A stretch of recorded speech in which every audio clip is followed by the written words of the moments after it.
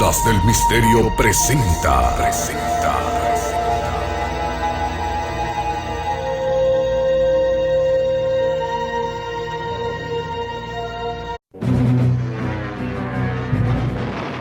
Predijeron las dos guerras mundiales.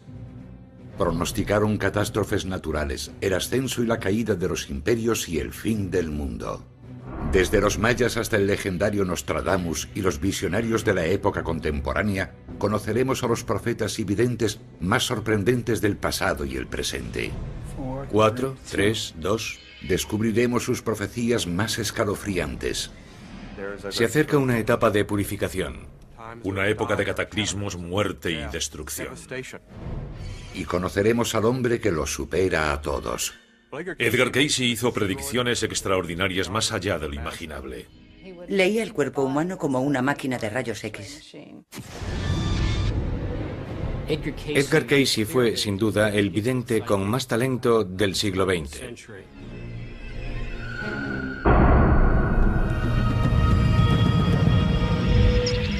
Descifrando la historia.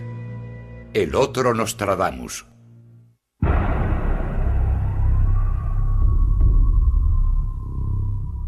Desde la antigüedad hasta nuestros días son muchos los que han tratado de desvelar los misterios que esconde el futuro, y muy pocos los que lo han conseguido. La de las profecías es una historia extensa y polémica, pero ¿cuál es la figura más prominente? Nostradamus es sin duda el más famoso. Apodado el profeta del desastre por sus lúgubres visiones del futuro, Nostradamus empleó la astrología y la magia para explorar el tiempo y el espacio. Ya en su época se le consideraba uno de los videntes más importantes de Europa. Nostradamus se hizo muy célebre en su tiempo, incluso antes de escribir las obras que lo hicieron famoso. Era el médico de la corte y el astrólogo de la reina de Francia. Nostradamus, médico, astrólogo y también vidente, era en muchos sentidos un hombre renacentista. Sin embargo, más de 400 años después de su muerte, es recordado principalmente por su libro Les Prophéties, que recoge 1000 poemas visionarios escritos entre 1555 y 1558. Planeó 10 volúmenes, 1000 predicciones, de las que solo se conservan 942. Se centran básicamente en las corrientes profundas y las inclinaciones del futuro, pero no son definitivas. Hay cientos de profecías que sugieren futuros alternativos.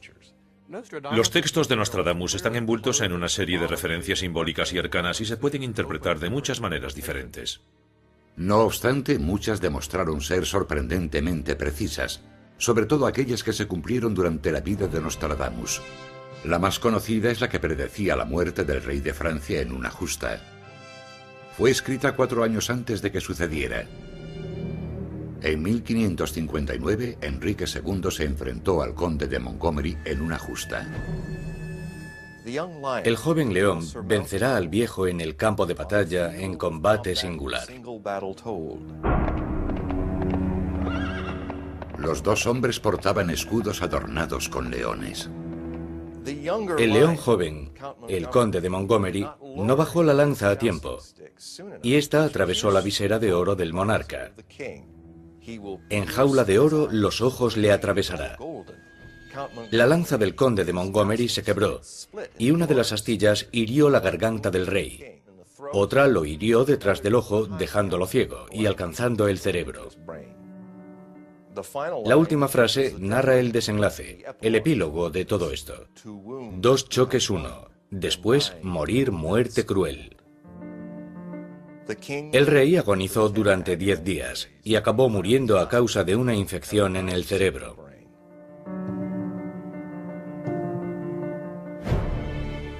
Se cree que Nostradamus predijo también la Revolución Francesa. De la gente esclava canciones, cantos y peticiones. Al porvenir por idiotas sin cabeza, serán recibidos por oraciones divinas. El ascenso y caída del emperador Napoleón. De soldado simple llegará al imperio. De ropa corta llegará a la larga. Y la llegada al poder de Hitler. La mayor parte del campo contra Hitler estará. cuando nada el hijo de Germano observará.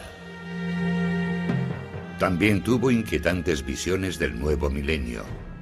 En la revuelta del gran número séptimo aparecerá en tiempos juegos de hecatombe, no alejado de la gran edad milenaria que los entrados saldrán de su tumba. Hasta el momento no se han cumplido estos malos augurios para nuestra época, pero Nostradamus sigue ocupando un lugar de honor entre los profetas más grandes de la historia. La gente está convencida de que Nostradamus sabía lo que decía porque una vez que se interpreta de una manera un cuarteto determinado que se relaciona con un hecho histórico, es difícil darse cuenta de que hay otras alternativas que encajarían igual de bien con el fragmento. Nostradamus sigue siendo un profeta polémico, pero al otro lado del canal, en Yorkshire, Inglaterra, vivió otra vidente que captaba imágenes muy poderosas de lo que iba a suceder. La madre Shipton vivió en la misma época que Nostradamus. Nació a finales del siglo XV y murió en 1561, 5 años antes que el francés. La madre Shipton describió minuciosamente, en verso, hechos que aún no se habían producido. Y ahora unas palabras, unos torpes versos sobre lo que nos traerán los tiempos. Por el mundo el pensar del hombre volará veloz como del ojo parpadear. Bajo las aguas el hombre caminará, cabalgará, dormirá y hasta hablará. En esos asombrosos días las mujeres sentirán el deseo de vestir como hombres, de usar pantalones y cortarse los mechones del cabello. Se cree que también predijo la Segunda Guerra Mundial y el fin del mundo tal y como lo conocemos. En 1926, casas de paja y palos construiréis, pues se planearán sangrientas guerras, y el fuego y la espada arrasarán las tierras. Los que vivan el siglo entero lo harán con pavor y miedo, ante el rugido de los océanos y las tormentas, cuando Gabriel se alce sobre mares y tierras. Y cuando haga sonar su fantástico cuerno, desaparecerá nuestro mundo y nacerá uno nuevo. ¿Predecía el futuro o tan solo lo imaginaba? Los profetas son como arqueros que disparan su flecha para que alguien dibuje la diana a su alrededor. Sus afirmaciones son enormemente vagas, pueden leerse de muchas maneras distintas y permiten que el público las interprete de la forma que estime conveniente. Existe otro profeta cuya escalofriante predicción ha sobrevivido al paso de los siglos, manteniendo siniestramente su vigencia hasta nuestros días. La profecía de los papas de San Malaquías. San Malaquías fue un obispo que vivió en la Irlanda del siglo XII. En 1139, durante una estancia en Roma, tuvo una visión. Ante él surgieron una serie de frases en latín que identificaban a los 111 papas que dirigirían la Iglesia Católica hasta el fin de los tiempos. Pronunció 111 lemas en latín que representan la naturaleza, el nombre o destino o el escudo de armas de cada papa hasta el día del juicio final. Muchas de las frases parecen demasiado precisas para ser meras coincidencias. Juan XXIII, el 107º papa de la profecía, aparece como Pastor et Nautan, el pastor y marinero. Antes de llegar al papado, en 1958, fue patriarca de Venecia, una ciudad marítima. Pablo VI es Flos Floran, flor entre flores. Su escudo de armas era un lirio rodeado de lirios. Las profecías se refieren a Juan Pablo II como de labore solis, que significa el eclipse de sol, la labor del sol. Es el único pontífice de la lista cuyo nacimiento coincidió con un eclipse y fue enterrado durante un eclipse. ¿Y qué hay del 111º y último papa de la profecía? De Gloria Olivae, de la gloria del olivo. Se trata de Benedicto XVI. Al final de la lista, supuestamente, Malaquías pronunció una última y lúgubre frase que no está numerada. En la persecución final, en la Santa Iglesia Romana reinará Pedro el Romano, que alimentará a su rebaño en medio de muchas tribulaciones. Después, la ciudad de las 7 colinas será destruida, y el temible juez juzgará a su pueblo, el fin. ¿Describe Malaquías el fin de la Iglesia Católica o el fin del mundo que conocemos? ¿Será Pedro el Romano el último papa, sucesor del actual Benedicto XVI? Algunos expertos creen que el nombre no está numerado porque se refiere a una sola persona. San Malaquías, Nostradamus y Shipton Predijeron sucesos que a la larga pasarían a formar parte de la historia.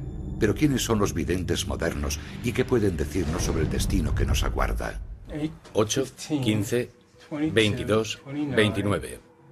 Robert Soler es un astrólogo medieval, una especie de Nostradamus moderno. Lleva 30 años observando las estrellas para predecir el futuro y ha realizado algunas predicciones sorprendentemente certeras. Un nuevo presidente gobernará a los Estados Unidos, a la imagen de Bush, una versión más joven e inexperta de la misma casa. Una amenaza se cierne sobre los ciudadanos estadounidenses, especialmente los de la costa este. Si Estados Unidos no corrige su incompetencia, fomentará los estragos causados por desaprensivos como Osama Bin Laden y Saddam. La etapa más peligrosa es septiembre de 2001.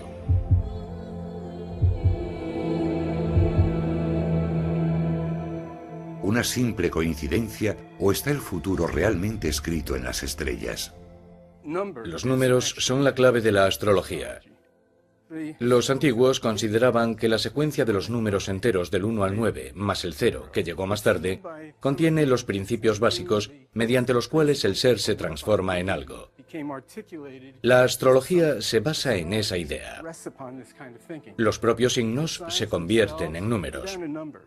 Nadie sabe por qué funciona, pero muchas civilizaciones antiguas creían que las estrellas y la naturaleza contenían las respuestas a los misterios de la vida. Los mayas y los Hopi, como casi todos los pueblos indígenas del mundo, estaban muy conectados con el cielo. Los mayas concretamente tenían una gran capacidad para captar los ritmos celestes y crear calendarios de gran complejidad y precisión. El calendario maya fue diseñado para calcular las estaciones, pero era también un instrumento profético. El calendario finaliza repentinamente el 21 de diciembre de 2012, y las profecías mayas describen hechos aciagos en torno a esa fecha. El rostro del sol se apagará debido a una gran tempestad. Otra cultura indígena americana, la de los Hopi, tiene una profecía sobre una época de gran destrucción, sobre un día de purificación. He aquí las señales de la llegada de la gran destrucción. El mundo temblará, el hombre blanco combatirá en otras tierras, en aquellas en las que surgió la primera luz del conocimiento. Pronto acabará el cuarto mundo y comenzará el quinto mundo. Los indios Hopi afirman que el mundo ha sido destruido y ha vuelto a nacer al menos 4 veces. Muchas tradiciones indígenas señalan que esto ha sucedido 4 veces si nos acercamos a la quinta. Hay quien opina que los temas que se repiten en las distintas profecías no son más que ciclos de la historia. Todos los profetas hablan de temas parecidos. Nos hablan de los ciclos de la historia, de cómo se repite el mismo tipo de cosas una y otra vez. Es posible, pero hay un hombre cuyo poder profético sigue desconcertando a los escépticos más recalcitrantes. Un hombre que solo contaba con estudios de primaria desveló secretos del pasado que ningún historiador conocía hasta entonces. Predijo guerras, diagnosticó y curó enfermedades e intuyó grandes cambios en el planeta que solo podría haber descrito un científico. Y lo hizo todo mientras dormía. Durante 43 años, un hombre llamado Edgar Cayce tuvo la increíble capacidad de entrar en trance y ofrecer información detallada sobre cualquier cosa que se le preguntase del presente, el pasado o el futuro. Edgar Cayce es probablemente el vidente más importante de todos los tiempos. Fue sin duda el vidente más dotado del siglo XX. Predijo la Segunda Guerra Mundial, la muerte de varios presidentes, el futuro de la medicina y diagnosticó enfermedades mientras dormía. Sus 14.306 lecturas psíquicas han sido archivadas y catalogadas por la Asociación para la Investigación y la Iluminación Espiritual de Virginia Beach, Virginia. Siguen constituyendo la mayor colección de material psíquico procedente de una sola persona. Edgar Cayce no realizó durante su vida 10, 20 o 500 lecturas, sino que hizo nada menos que 14.000. Solo hay que imaginarse a un artista de Las Vegas que tuviese que presentar un espectáculo distinto 2 veces al día durante 45 años. Sería completamente imposible. Edgar Cayce realizó lecturas sobre una enorme variedad de temas. Nostradamus no fue tan ecléctico. Al igual que Nostradamus, Cayce tuvo mucho éxito durante su vida. Como también hizo su homólogo francés, siempre mostró humildad sobre sus dotes. Ambos hombres compartieron un profundo sentimiento de compasión y asumieron la tarea de servir a sus semejantes. Los dos sentían mucho interés por la salud y la curación. Nostradamus era médico. Edgar Cayce diagnosticaba enfermedades de forma intuitiva. Tanto Edgar Cayce como Nostradamus empezaron como sanadores, pero acabaron haciéndose famosos como profetas. La increíble vida de Edgar Cayce comienza en 1877 en Hopkinsville, una pequeña población dedicada al cultivo de tabaco en la zona rural de Kentucky. Edgar Cayce nació en el seno de una típica familia de clase media del ámbito rural norteamericano de comienzos del siglo XX. Vivían principalmente del cultivo del tabaco, trigo y maíz, y de la ganadería. Eran gente que acudía a misa los domingos, gente sencilla, decorosa, y algunos hombres fumaban grandes cantidades de tabaco y se daban de cuando en vez a la bebida. Cayce era un niño bastante raro. No era la clase de niño con la que sueña cualquier padre. De pequeño se sorprendió al darse cuenta de que los demás niños no tenían las mismas experiencias que él.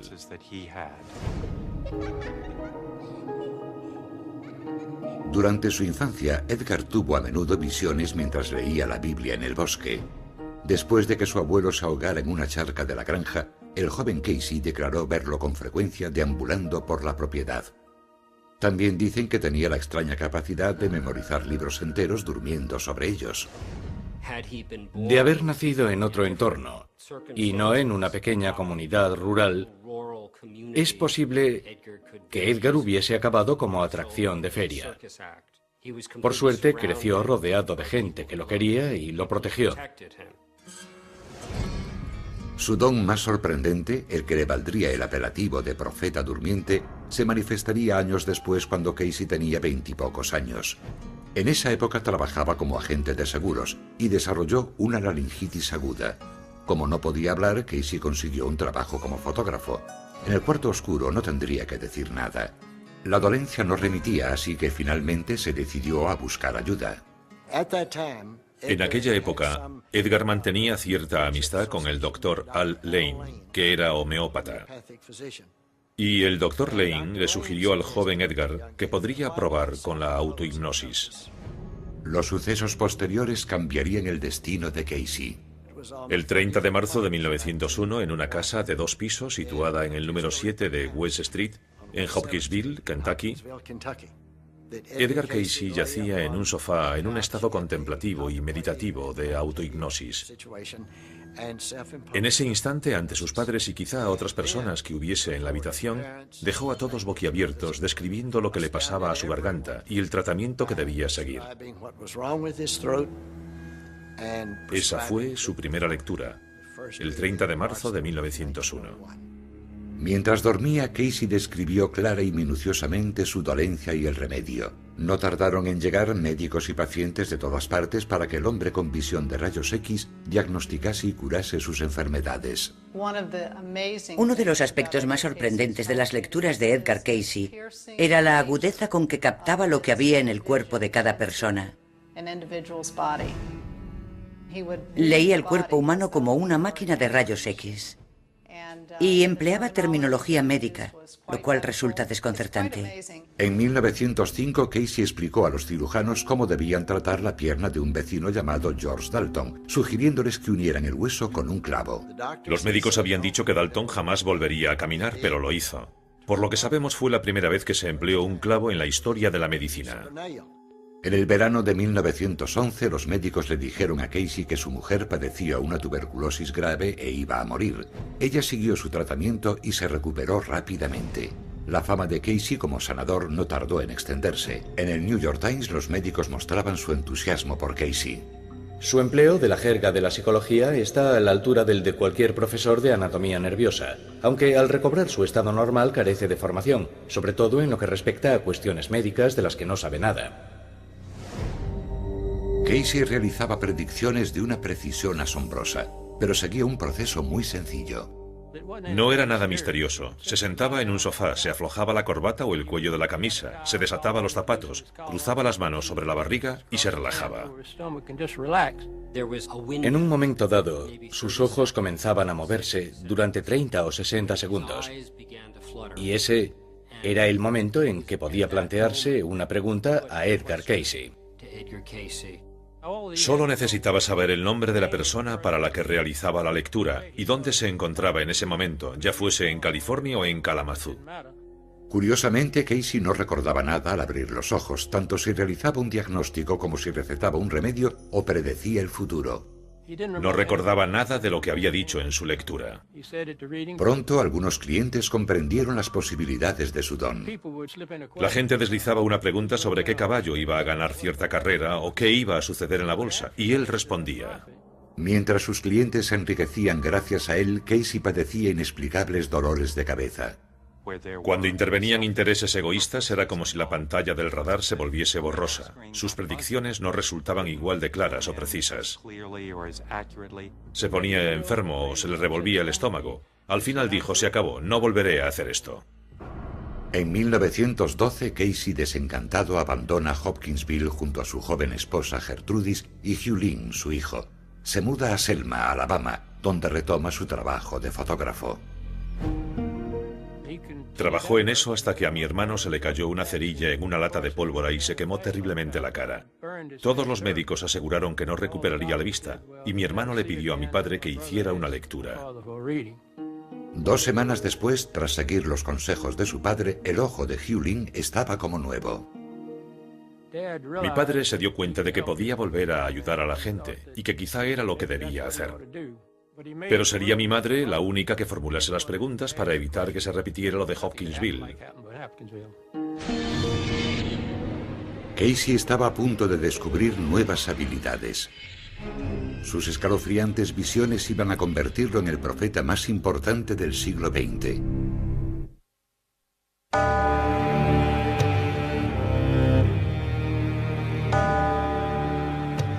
En la década de 1920, Europa todavía se estaba recuperando de la Primera Guerra Mundial.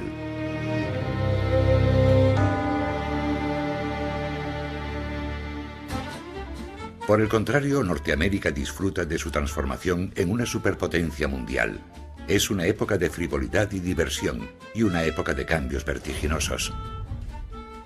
Se estaban formando grandes corporaciones, crecía la tecnología y las gentes sencillas de épocas anteriores daban paso a una sociedad mucho más compleja.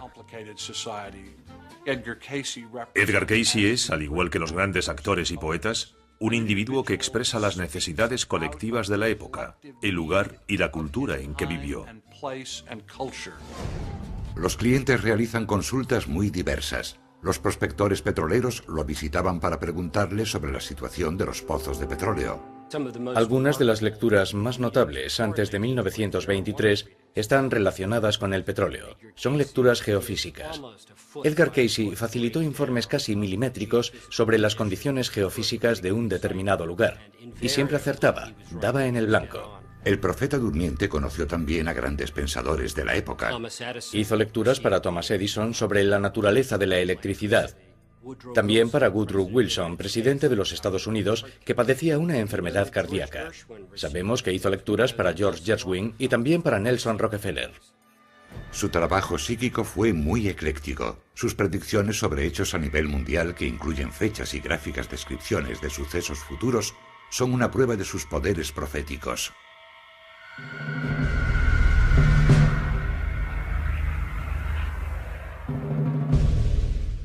Algunas lecturas de este tipo son realmente espeluznantes. Parecía estar leyendo los titulares con 4 años de antelación. En 1925, estando en trance, un cliente le preguntó sobre el futuro económico y él le contestó, será mejor que vendas tus acciones. Habrá que tener cuidado ante las fuerzas adversas que surgirán en 1929 para que no salga perdiendo la entidad.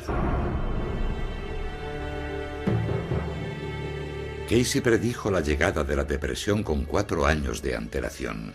En 1931 acertó al pronosticar el fin de los malos tiempos que seguían asolando el país.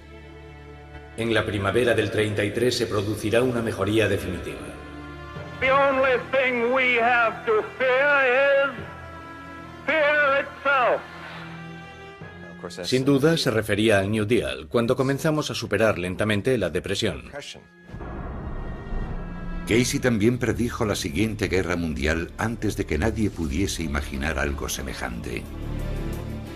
En 1935, Edgar Cayce realizó una lectura para un transportista de 29 años que deseaba obtener información sobre cuestiones de índole internacional. Cayce predijo una alianza entre austríacos, alemanes y japoneses. Y dice en su lectura que si la divinidad no interviene, el mundo arderá. En 1935, nadie podía imaginar que algo así fuese a suceder.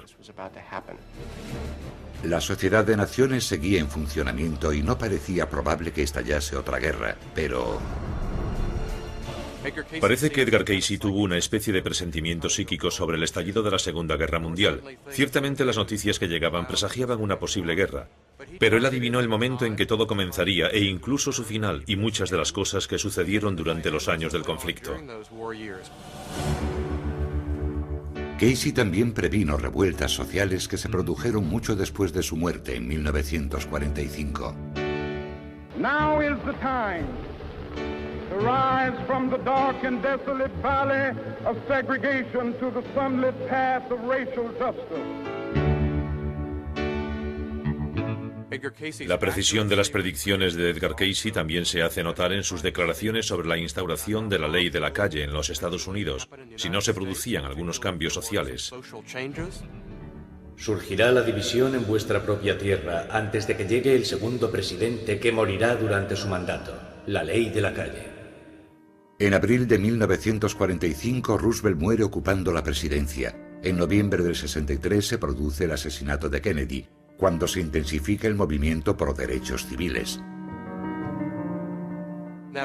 Este ejemplo nos demuestra que Edgar Cayce fue también un importante analista de cuestiones sociales. Declaró que si no se reordenaba en cierta medida la sociedad, si no se equilibraban las cosas, habría dos leyes diferentes, una para los ricos y privilegiados y otra para los pobres, y que se avecinaban cambios enormes y complicados para nuestra cultura.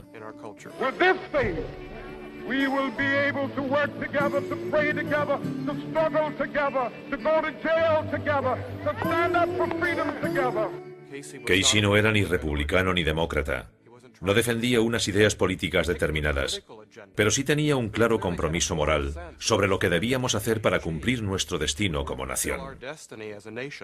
Las visiones de Cayce sobre los disturbios sociales, la guerra o la medicina se habrían perdido de no ser por Gladys Davis, una joven taquígrafa contratada por Cayce en 1923 para registrar sus palabras cuando entraba en trance. Fue mucho más que una taquígrafa. Ella fue la que completó el trabajo y hoy tenemos las lecturas gracias a Gladys Davis. I felt an instant attraction to this man. I just trusted him. One day during a reading, he said a string of words, so I was wondering whether I should put a dash or comma or just how to word this. And over there asleep on the couch, I mean, his eyes closed, he said, put a comma between these. Tomaba notas durante la lectura y después las pasaba a máquina y enviaba una copia a la persona interesada. Para mantener la confidencialidad, se eliminaban los nombres de las personas que encargaban las lecturas y se sustituían por números. A Cayce no le importaba si sus clientes eran pobres o poderosos. Nunca cobró dinero por sus lecturas. Dependía de las donaciones que recibía. Una decisión que afectó mucho a su familia. Teníamos problemas financieros continuamente. Mi madre se preguntaba con frecuencia qué comeríamos a la semana siguiente. Cuando hacía 2 o 3 lecturas seguidas y tenía algo de dinero, compraba un saco de tierra para el jardín o un frutal nuevo. Mi padre hacía aquello porque sentía que ayudaba a la gente, y eso es lo que él quería. La mayor ambición de Cayce era abrir un hospital en el que tratara a sus pacientes de acuerdo a sus lecturas. En 1925 se mudó a Virginia Beach, donde abrió un hospital 3 años más tarde. Cerró en 1931, en plena depresión. Después del fracaso del hospital, Lo había perdido todo. Le oí decir que aquel era el momento más triste de su vida. Pero en cualquier caso, Casey jamás perdió su don profético. De hecho, en la década de 1920 surgió otra serie de asombrosas profecías, que han conservado su vigencia hasta hoy y podrían cambiar por completo la historia.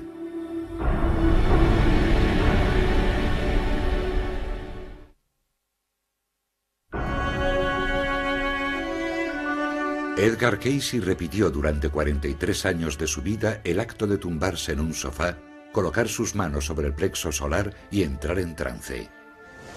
En dicho estado realizaba un viaje espacial y temporal que le permitía predecir guerras, diagnosticar enfermedades y en algunas de sus lecturas más misteriosas reescribir la historia. Al estudiar sus predicciones, resulta interesante observar algunas de sus declaraciones retrocognitivas en las que echaba la vista atrás y hablaba de cosas que no se encuentran en los libros de historia. Casey parecía conocer secretos del pasado que solo han podido revelar los aparatos de alta tecnología y años de excavaciones. Mucho antes del descubrimiento en 1947 de los manuscritos del Mar Muerto, Casey habló de una antigua secta del judaísmo, los esenios, que según los especialistas estaba formada solo por hombres. Casey dijo que los esenios eran una comunidad compuesta por hombres, mujeres y niños. Los especialistas tenían sus dudas hasta que en la década de 1950 y tras la muerte de Casey, los arqueólogos desenterraron esqueletos de mujeres esenias cerca del lugar donde se habían hallado los manuscritos. También habló de temas geológicos interesantes. Sugirió que en algún momento el río Nilo había discurrido en dirección contraria a la actual y que desembocaba directamente en el Océano Atlántico. En la década de 1980, imágenes captadas desde el espacio revelaron la existencia de valles fluviales desconocidos bajo las zonas más áridas del Sáhara. Las imágenes y estudios realizados en dichos lugares han confirmado que el Nilo cruzó en algún momento el Sáhara para desembocar en el Atlántico. Durante la vida de Edgar Casey, muchas de las cosas que decía sobre civilizaciones perdidas y el mundo antiguo se consideraban ciencia ficción. Hasta la segunda mitad del siglo y hasta que se hallaron los manuscritos del Mar Muerto, la gente no estudiaba sus lecturas de forma seria y realista, pero a partir de ahí comenzaron a pensar que quizá no eran tan descabelladas como realmente parecían. Es probable que las lecturas históricas de Casey más sorprendentes sean las relacionadas con la tierra perdida de la Atlántida. Edgar Casey consideraba la Atlántida el primer gran Edén sobre la tierra. Es anterior al Edén que conocemos, el situado entre el Tigris y el Éufrates, el de Adán y Eva. Edgar Casey consideraba que la Atlántida era un continente enorme, en mitad del Océano Atlántico. Los hombres que vivían allí poseían un profundo conocimiento de las fuerzas del universo y eran capaces de aprovechar dichos poderes para construir aparatos como objetos voladores, cristales, etc. Sin embargo, según las lecturas, los atlantes abusaron de su poder sobre la naturaleza y la Atlántida desapareció a causa de un cataclismo hace unos 10.000 años.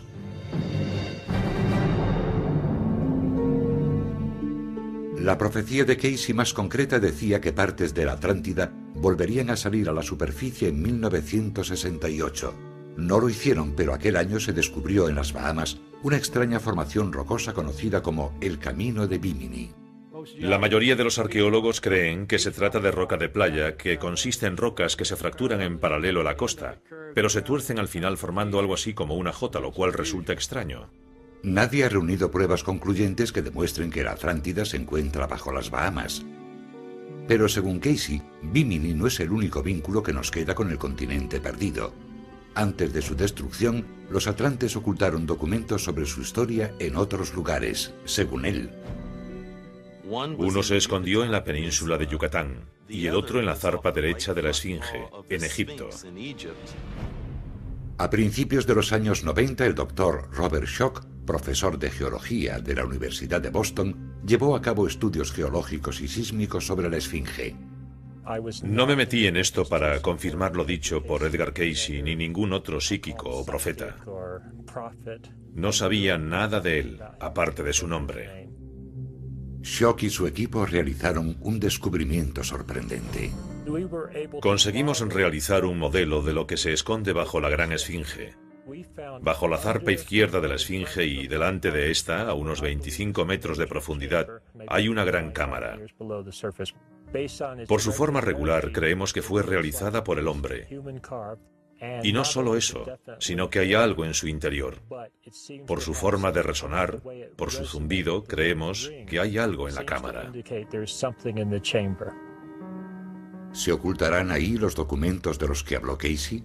Nadie ha seguido explorando por el momento, aunque hasta ahora las fascinantes profecías de Casey sobre la Atlántida no han cumplido las expectativas. No obstante, hay quien defiende que será el método de Casey y no su material el que tenga mayores repercusiones en nuestra forma de entender el mundo y a nosotros mismos. De hecho, él afirmaba que con un poco de práctica todos podríamos hacer lo mismo que él. No creo que exista ni una sola persona que no posea mi habilidad, si está dispuesta a sacrificarse y olvidar su propio interés, requisito indispensable para desarrollar dichas habilidades. Casey podía incluso describir de dónde obtenía la información a la que accedía cuando entraba en trance. Según él, provenía del subconsciente del individuo para el que realizaba la lectura y de los registros acásicos, una fuente universal de conocimiento que albergaba todos los pasados, presentes y futuros de la humanidad. Edgar Casey decía que al ponerse en un plano superior, el tiempo y el espacio desaparecen. El futuro y el pasado no existen. Todo sucede en un fascinante momento de expresión. Aunque el tiempo es una ilusión con un propósito. Las lecturas de Casey también sugieren que es posible cambiar el futuro. Una idea que compartía otro gran profeta, Nostradamus. Edgar Casey y Nostradamus creían que el futuro es maleable, que se puede alterar. También es verdad que los profetas son a la vez propagandistas. Intentan convencer al futuro de que cambie de rumbo. ¿Por qué querría Casey cambiar el futuro? ¿Y qué terribles cataclismos predijo para el nuevo milenio? Realizó predicciones espectaculares sobre cambios en el planeta, hechos más catastróficos de lo que quizás seamos capaces de imaginar.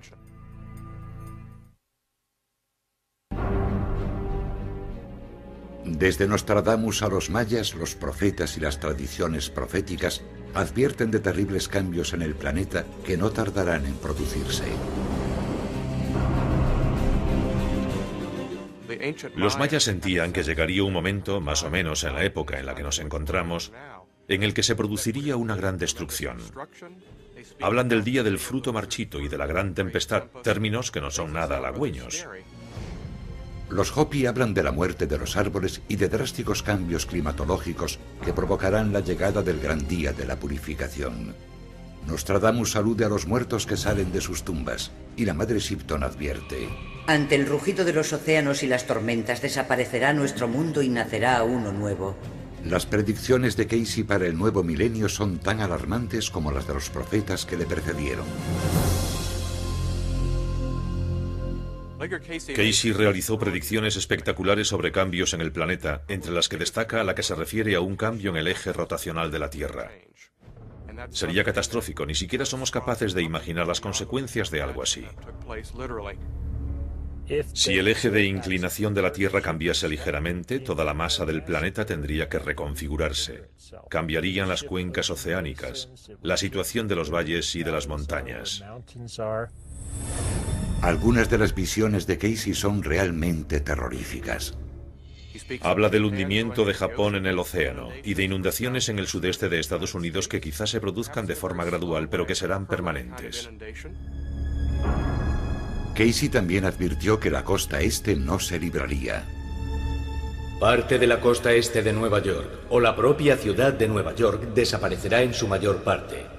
Esto, sin embargo, lo presenciará otra generación. Por el contrario, la desaparición del sur de Carolina y Georgia llegará mucho antes. También señala que se producirán en Europa repentinos cambios a nivel geológico o climatológico.